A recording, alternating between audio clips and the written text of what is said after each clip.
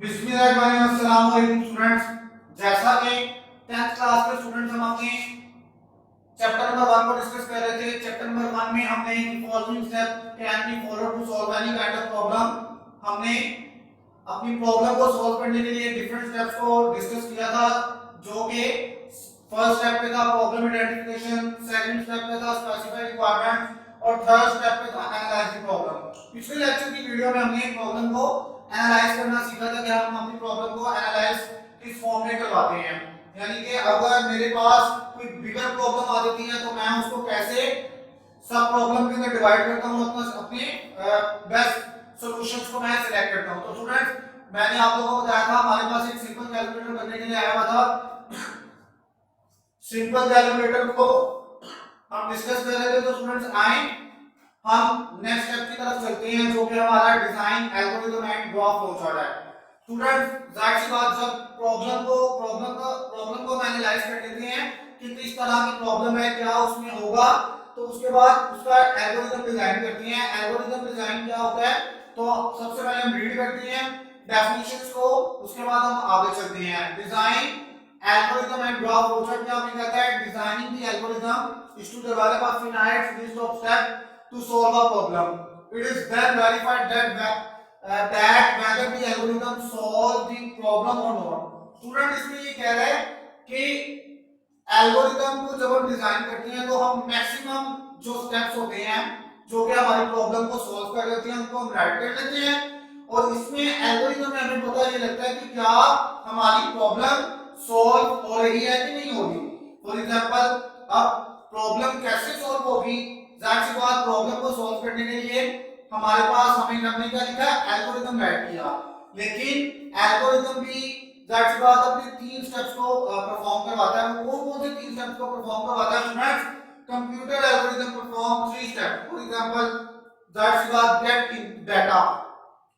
Gate data, हमें data हासिल करना है। फॉर एग्जांपल, हमें पता होगा डाटा हमारे पास होगा तो हम उसका एल्गोरिथम राइट कर पाएंगे ना।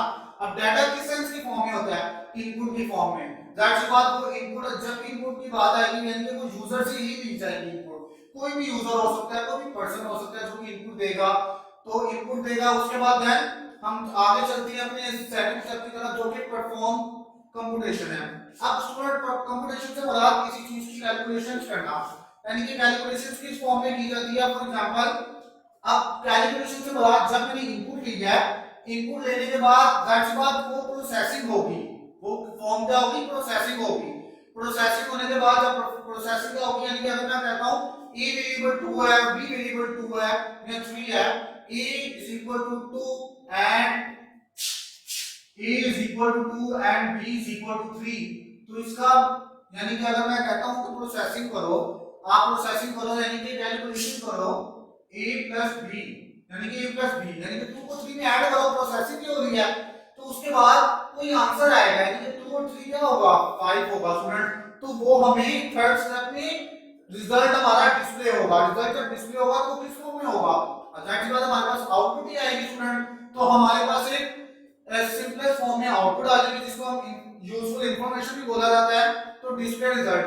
अब ये तीन चीजें हमारे पास एक एल्गोरिथम में जब होंगी, जो कि तीन स्टेप परफॉर्म हो रहे हैं, तो अगर ये होंगे तो स्टूडेंट्स हमारे पास हमारा एल्गोरिथम एक बड़े अच्छे वर्किंग क्राइटेरिया पर होगा, यानी कि वो ठीक होगा हमारा एल्गोरिथम। अब जाहिर सी बात, स्टूडेंट सोच रहे होंगे कि सर हमने तो एल्गोरिथम कभी देखा नहीं, क्या होता है, कैसे होता है।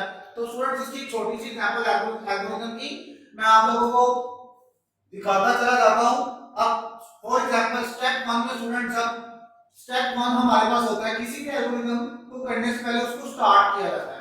क्या किया जाता है, स्टार्ट किया जाता है। तो स्टेप 1 में मैं क्या लिखूंगा, स्टार्ट लिखूंगा फॉर एग्जांपल इनिशियल स्टेप से। उसके बाद स्टेप 2 में मैंने आप लोगों को क्या बताया था, हमारे पास कंप्यूटर एल्गोरिथम तीन स्टेप परफॉर्म करवा रहा होता है। फॉर एग्जांपल, मैं यहां पे दो वेरिएबल का सम का एल्गोरिथम बना रहा हूं। स्टेप 2 में मैंने क्या किया, इनपुट यूजर से ले रहा हूं a और b, इनपुट ले रहा हूं यानी कि a और b की सेंस में इनपुट ले रहा हूं। तो पहला स्टेप स्टूडेंट्स इनपुट वाला, आई थिंक सो आप लोगों को क्लियर हो गया होगा एल्गोरिथम में किस तरह से इनपुट ली जाती है।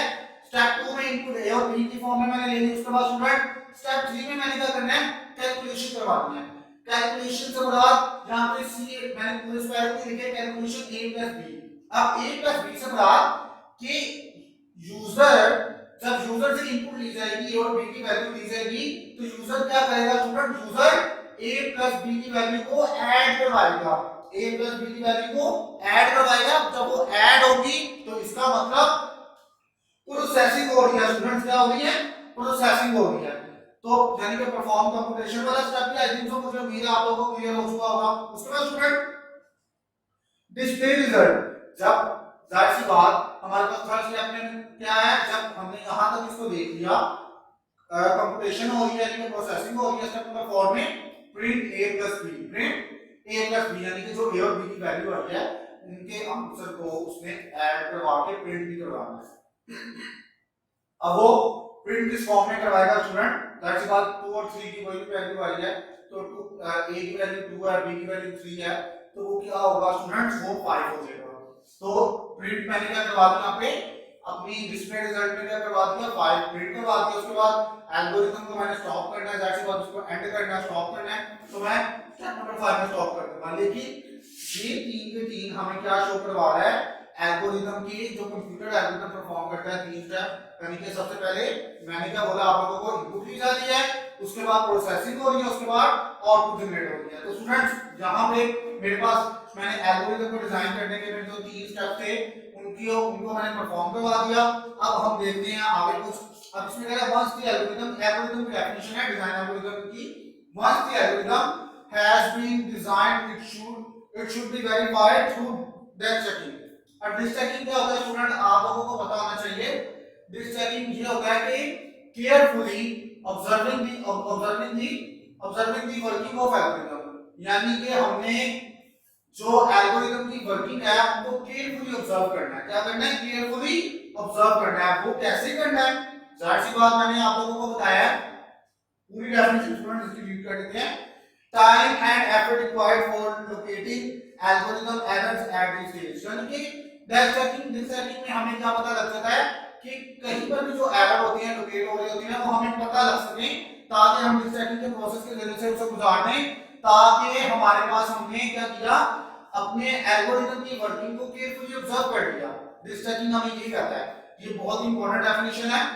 डेप्थ चेकिंग हमें क्या कहता है कि हमने carefully observing the working of algorithm की वर्किंग को हमें केयरफुली ऑब्जर्व करना है। अब वो कैसे ऑब्जर्व हो सकती है, उसका भी यही मेथड है कि उसमें इनपुट ली जा रही है कि नहीं ली जा रही, उसमें प्रोसेसिंग हो रही है कि नहीं हो रही, उसमें आउटपुट जनरेट हो रही है नहीं हो रही कि नहीं हो रही। तो ये चीजें हमें एक एल्गोरिथम के एल्गोरिथम को डिजाइन करने के लिए हमें इन चीजों के बारे में देखना पड़ता है। तो स्टूडेंट्स उम्मीद करता हूं आपको एल्गोरिथम डिजाइन एल्गोरिथम के बारे में बड़ी अच्छे तरीके से समझ पड़ चुकी होगी। तो स्टूडेंट्स हम चलते हैं अपने फ्लो चार्ट की तरफ। अब फ्लो चार्ट क्या कहता है, graph flow chart after designing the algorithm. Student जब हमने किसी भी एल्गोरिथम को डिजाइन कर लेते हैं तो हमारे पास उसका नेक्स्ट स्टेप ये आता है कि हमने उस एल्गोरिथम के अकॉर्डिंग हमने एक फ्लो चार्ट को डिजाइन करना, एल्गोरिथम के अकॉर्डिंग उस फ्लो चार्ट को डिजाइन करना। After designing the algorithm the next step is to draw flow chart. Flow chart is a pictorial representation which help in understanding the flow of control and data in algorithm। अब इसमें क्या कह रहा है student, जैसा कि flow chart में pictorial representation है, यानी कि तस्वीरी शक्ल होती है। तस्वीरी शक्ल से मुराद क्या, अब इसके फ्लो चार्ट के भी आपकी अभी यहां तक के टॉपिक में आपका फ्लो चार्ट की सिर्फ डेफिनेशन लिखवाई गई है, लेकिन मैं आप लोगों को थोड़ा सा इसको एक्सप्लेन करूंगा कि फ्लो चार्ट होता क्या है। फ्लो चार्ट मैंने आपको बताया आजकल के दौर के अंदर अगर हमें कोई लिख के समझाए, अगर लिखता जाए तो हमें शायद लगता है कि हमें सही तरीके से या देर से समझ सकती है। तो अगर मैं इसको किसी ग्राफिकली रिप्रेजेंटेशन की फॉर्म में, अगर आपके सामने कोई पिक्चर की फॉर्म में या वीडियो की फॉर्म में अगर मैं इसको रिप्रेजेंट करूं तो आप लोग उसे इजीली समझ सकोगे, आपको भी अट्रैक्टिव, क्योंकि वो अट्रैक्टिव होगी हमारे पास। तो स्टूडेंट्स मैंने आप लोगों को ये बताया कि जो भी हम फ्लो चार्ट सिंबल्स को इसमें यूज करते हैं और किसी भी थर्ड पर्सन को हम अपने एल्गोरिथम के जो फ्लो ऑफ कंट्रोल होता है उनको हम फ्लो चार्ट सिंबल्स में रिप्रेजेंट करके कंडीशन लगा के हम उसके सामने रिप्रेजेंट कर देते हैं, ताकि हमारे प्रोग्राम की जो भी एक्टिविटी है वो फ्लो चार्ट में प्रिंट हो रही होती होती है, यानी कि फ्लो चार्ट के अकॉर्डिंग वो चल रही होती है। तो स्टूडेंट्स सिर्फ इतना बताना चाहूंगा कि फ्लो चार्ट क्या है, एक ग्राफिकली या पिक्टोरियल रिप्रेजेंटेशन है जो कि हमें बहुत ज्यादा मदद देता है, यानी कि एल्गोरिदम और डाटा की फ्लो ऑफ कंट्रोल को समझने के लिए या समझाने के लिए। इसमें आप क्या कर सकते हैं, मैंने आप लोगों को क्या बताया, फ्लो चार्ट एक ऐसा पिक्टोरियल रिप्रेजेंटेशन है जो हमें मदद देता है, यानी कि हमारे एल्गोरिदम में जो डाटा होता है उसके control of flow of control को अंडरस्टैंड करवाने के लिए तो हमें फ्लो चार्ट क्या करता है, बहुत हेल्प देता है। तो फ्लो चार्ट सिंबल आगे हम डिस्कस करेंगे। जिस तरह से एल्गोरिदम में मैंने आप लोगों को बताया है कि स्टार्ट हम लेते हैं, स्टेप नंबर 2 में इनपुट लेते हैं, तो स्टार्ट का एक अलग सिंबल होता है, इनपुट का अलग सिंबल होता है, प्रोसेसिंग का अलग सिंबल होता है। अब वो सिंबल्स हम डिस्कस करेंगे क्या होता है। स्टार्ट से मुराद फॉर एग्जांपल हम राउंडेड रेक्टेंगुलर के फॉर्म में हम सिंबल्स को यूज करते हैं। इसके अलावा हम पैरेललोग्राम सिंबल्स को यूज करते हैं, रेक्टेंगुलर सिंबल्स को यूज करते हैं, डायमंड सिंबल्स को यूज करते हैं, उसके बाद कनेक्टर यूज करते हैं और एरो लाइन यूज करते हैं। ये फ्लो चार्ट सिंबल्स की आगे टाइप्स हैं जो कि हम जब हमारा टॉपिक आएगा उसमें हम डिस्कस करेंगे। तो स्टूडेंट्स हमारा यहीं पे design algorithm and draw flow chart को भी का टॉपिक भी कंप्लीट हो गया। नेक्स्ट वीडियो में हम write the program, test and debug the program को डिस्कस करेंगे और अपनी प्रॉब्लम को सॉल्व करने के जो डिफरेंट स्टेप्स हैं अगले लेक्चर की वीडियो में हम इसको डिस्कस करेंगे। उम्मीद करता हूं स्टूडेंट्स आपको मेरी इस वीडियो में तमाम कांसेप्ट समझ कर चुके होंगे। अब आप लोगों ने जो design algorithm and draw flow chart की डेफिनेशंस को लर्न करना है वो यही डेफिनेशंस को लर्न करना है। स्टूडेंट्स ये दिखने में यहाँ पे ज्यादा लग रही है, हालांकि इतनी ज्यादा नहीं है।